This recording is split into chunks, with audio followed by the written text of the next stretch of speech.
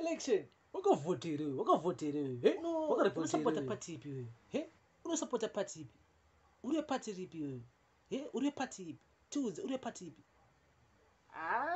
vabirira vana but you know tinovabata next time but vabirira timi rabirira vabirira vana vabirira birira ere wewe iwe 7 aita 10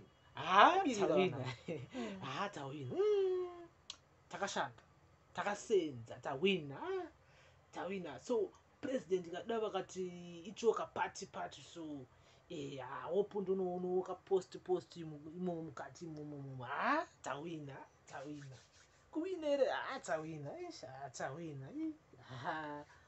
takasenza takavarova tawina. Wakaregister voter. How are you guys doing? Welcome to Prince Miller Entertainment TV. Another episode, another edition of our road to 2023 general elections here on Prince Miller Entertainment TV. Remember, guys, to like, share, comment, and follow us on all our social media platforms: Instagram, Prince Miller Entertainment; Facebook, Prince Miller Entertainment; Facebook group Prince Miller Entertainment TV. We're also available on Twitter at PMillerENT. So follow us on Twitter and we follow back. And again, my name is Prince. Welcome to another edition of our road to 2023 general elections. And again, so guys, we'll keep you an update. From the last time. And yes, last week, which was the Saturday, which was let me check the date. And so that TA3 per same page. And last week was Saturday. It was the 12th of February 2022. We saw MDC Douglas Monzora. Before we start, we just want to urge all the people to go out there and register to vote. Kuvota kwa kosha, because if you don't register to vote, someone else is gonna make a decision on your behalf. And social media was complaining this is not gonna help and this won't help.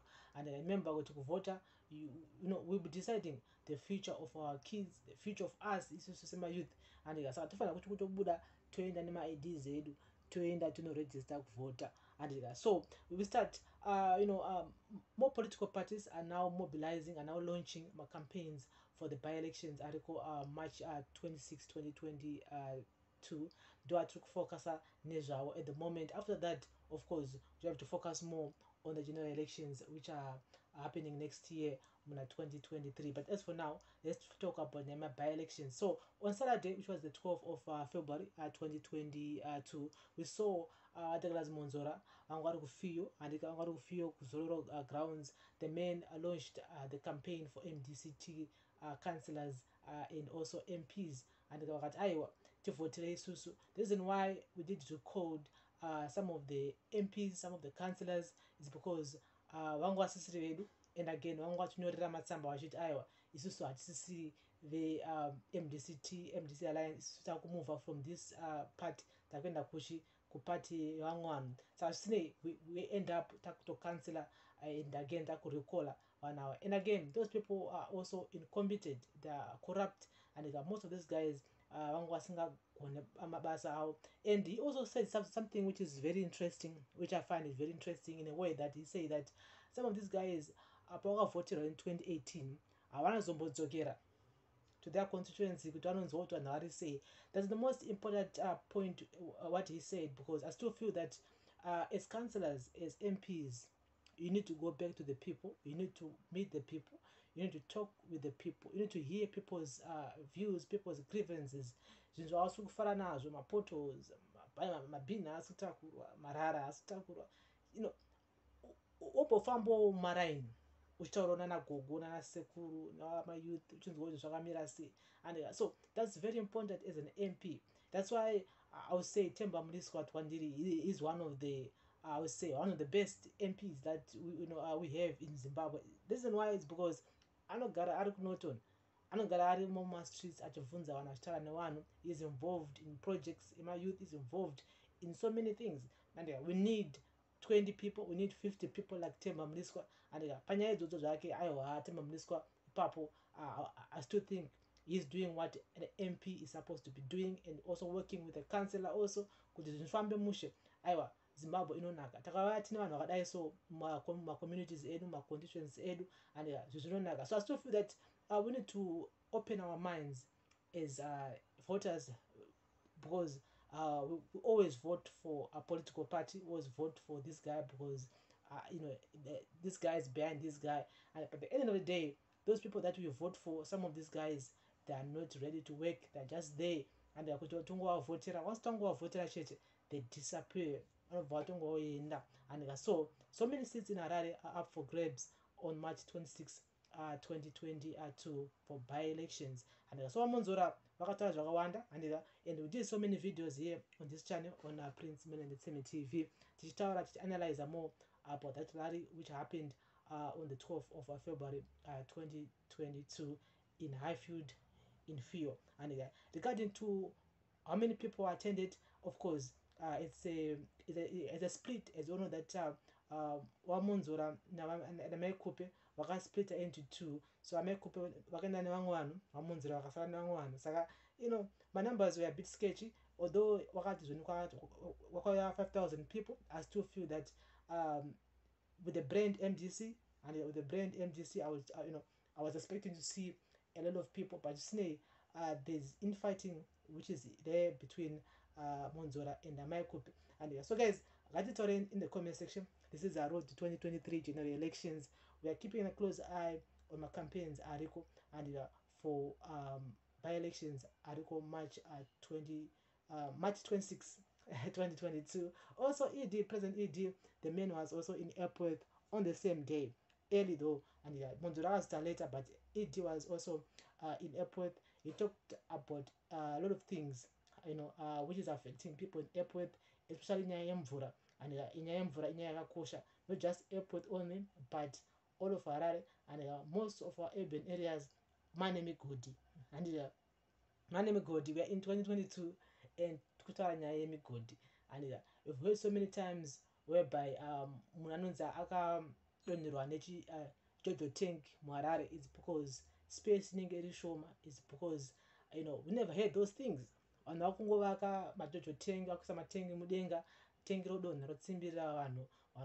So it's one of those things that I still feel that the city of Harare, I do blame the people who are in the city of Harare, since the early 2000s. Vanhu havana kukwanisa kuplan ahead, and every city expand each and every year. Harare expand so many times, but mvura ingoramba masources emvura aingoramba angori iwo aya.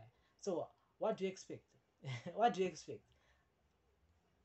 So I do blame my engineers vacho vakaenda kuchikoro vakadzidza nemadegree and kuti chichaitika back in the day chichaitika. You guys masaziva here kuti guta rino expand, masaziva here kuti kuchavakwa dzimba dzakawanda, dzichada mvura, dzichada kutagwa kwemabhini, dzichada marodhi akanaka. Masaziva here.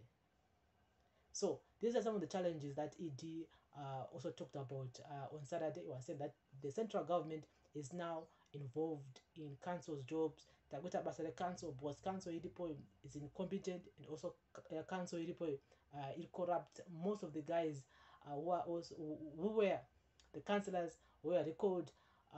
One of my cases are hanging to High Court. So what Monzora said and what ED said, in a way that they were blaming the opposition, they were blaming the ex-councillors and the ex-MPs of being corrupt, because most of them are in my case sure go High Court. But we're looking forward to Citizens Coalition for Change. Wachamisa is gonna be having a launch for by-elections on Sunday, which is the 20th of February 2022. We're gonna come back next week, and we're gonna be analyzing more about what Chamisa is gonna be saying and replying to some of the shots which were fired by ED and also by Monzora. So we are keep on following all those 16 political parties which are taking part in the by-elections, including fees, Tsenangamu, also lead Linda Masari. There are so many political parties and which are taking part from by elections but social media presence ndeyakakosha. Hatikunyazoona mapati yayo achita marallies or achitawo road show atingoona aringoitwa. I don't know why. Maybe nyaya funding, because to run a political party it needs funding, it needs my t-shirts, it needs macapes, madhuku, mazambia, and kuti zviro zviprintwe inenge iri mari andika. So funding ndo yagara yakakosha, ndinoita kuti political party isumuke. Pasina funding zvinotinetsei andika. So thank you guys for listening and watching Road to 2023 general elections. I was just analyzing the two launch campaigns which happened last week on Saturday, and we are waiting for another one which is coming this Sunday, and CCC yavachamisa. And at the same time inyaya yema council seats arimo muharare andika. Yes, nyaya yema council seats arimo muharare. I still think that for the councillors ango aripo or aripo at the moment, most of these guys, they're just in it for themselves. They're not in it for the people. We want people like Temba Mlisco, as I said earlier before, kuti tudama MPs, tudama councillors anoyako vanhu wekuti takavhotera anoita action, wekuti takafonera usiku anomuka ouya otaura nesu. Councillors ndovatiri kuda yayo. Some of these guys, they disappeared pavakavhotera in 2018 ine zvavakudzoka because vada kuvhoterwa back again. So we need to think about it. It's better to vote for a person who is independent. Wamunoziva kuti ava ndamai rumbi vanogara pakona apa, nyoka yakawanikwa apa tinonoadedza mai rumbi, stage yakaputika tinonowaziva kumba kwavo kuti amai rumbi stage yaputike. So we need to think about it. We need to think about it. I'm still shopping. I'm still shopping for a political party to vote for March 26th. And so there are so many political parties which are participating, and I'm still waiting to hear more of their manifestos, more of their promises. And some of the promises tagara tinongoaziva kuti kana politician amira pastand apa achataura this, achataura that, achataura this, achataura that. And so we're tired of the same old. We need new fresh ideas. We need people who can make us believe. So if you cannot make me believe, I'm not gonna vote for you. And so I want someone else who can make me believe. But I want to sure I'm the Ramapuma Pataura. I trum voted Pataura. Pataura. Could I to Timunanoya? Tango to wearing a speech I'm Gabi ya 2005. And the Ogono Norazos, Ogono copyrights, Onganazukatiri. No. We are now tired. We are tired of people who want to recycle same old speeches, personal action in English. We want people who walk the talk, people who want to implement those things. So I know vachitaura zvezvia toda vanhu vekutoti tinoona paground vachivhurumutsa vanhu vachita sei kutoti zvinhu zvifambe. And because Zimbabwe tiri kumashure, and it seems like tikuramba tiri patiri, at the same time tikudzora kumashure instead of going forward.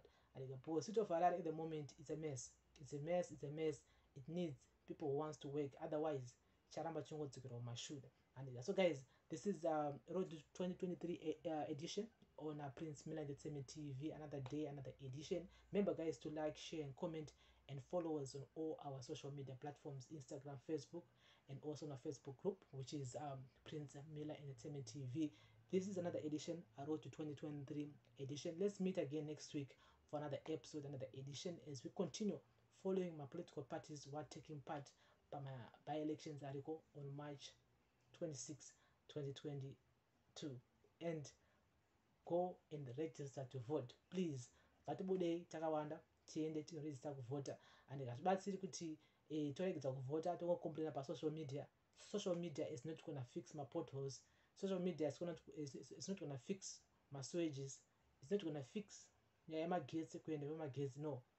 If we vote wisely, takavhotera njai chaiwo, aiwa maproblems edu anokwanisa kupera.